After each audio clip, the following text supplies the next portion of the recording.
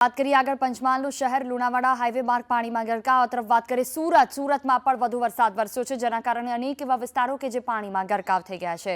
સુરતમાં અલગ અલગ જગ્યાઓ પર જે રીતે વરસાદ નોંધાયો તેને લઈને જલભરાવની સ્થિતિ પણ જોવા મળી છે। 3 દિવસથી અવિરત વરસાદ છે તેના કારણે આ પરિસ્થિતિ સર્જાઈ છે। ઓલપાડ તાલુકાની સેના ખાડી બે કાંઠે વહી છે। સુરતમાં વધુ વરસાદ વરસ્યો। સતત વરસાદથી ખાડીમાં પાણીની ભારે આવક થઈ છે। કેટલીક જગ્યાઓ પર જલભરાવની સ્થિતિ તો નદીઓ અને ખાડીમાં નવા નીરની પણ આવક જોવા મળી।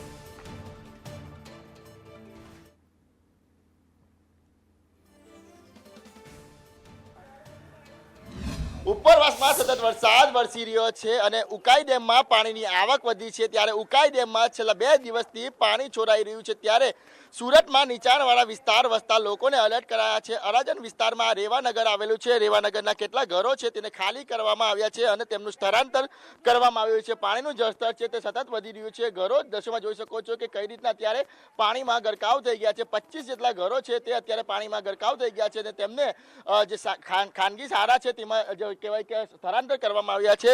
લોકો સાથે વાત કરીશું કે કેટલી તકલીફો પડી રહી છે કારણ કે દર વર્ષેની આ સમસ્યા સર્જાય છે। કેટલા ઘરો ડૂબી ગયા છે માસી અંદર? 25-30 ક્યાં રાખવામાં આવ્યા લોકોને? શાળામાં, સરકારી શાળામાં। ક્યારે આવ્યું પાણી? ક્યારે આવ્યું? હા, કાલ સાંજનું થોડું આવી ગયું છે। બાકી તમે બતાવો આ લોકોને ક્યાં રાખવામાં આવ્યા છે ને કેટલા ઘર ડૂબી ગયા? સ્કૂલમાં છે ભાઈ બધા લોકો 25 થી 26 ઘર છે તે લોકો અમને સ્કૂલમાં મોકલેલા છે। અમે આખી રાત બી જાગીએ છીએ અમારા બાલ બચ્ચા લઈને સાયથી જ છે। સામાન બધો ડૂબી ગયો કે સામાન ઉપર ચડાઈ? સામાન જેટલું નીકળ્યું ભાઈ ઘર સરસાસ છે બધું જ વસાવવાનું છે। જેટલો નીકળ્યો એટલો નીકળેલો છે ને બાકી અંદર જ છે। દર વર્ષે પાણી ભરાઈ જાય? દર વર્ષે પાણી ભરાઈ જાય છે ને દર વર્ષે અમને તકલીફ થાય છે ને દર વર્ષે અમે આખી 2 દિવસ 3 રાતો જાગીએ છીએ। તંત્ર તરફથી કોઈ આવ્યું હતું ને તમને શું કહેવામાં આવ્યું? હા, એવું કહેવામાં આવ્યું કે ભાઈ પાણી છોડેલું છે તમે જાઓ ખાલી કરો મકાન। અમે ખાલી કરી દીધેલા છે। અમારથી જેટલું ઉચકાયું એટલું ઉચક્યું છે, જેટલું રહી ગયું છે રહી ગયું છે। હવે આપણે જીવ બચાવે કે સામાન બચાવે?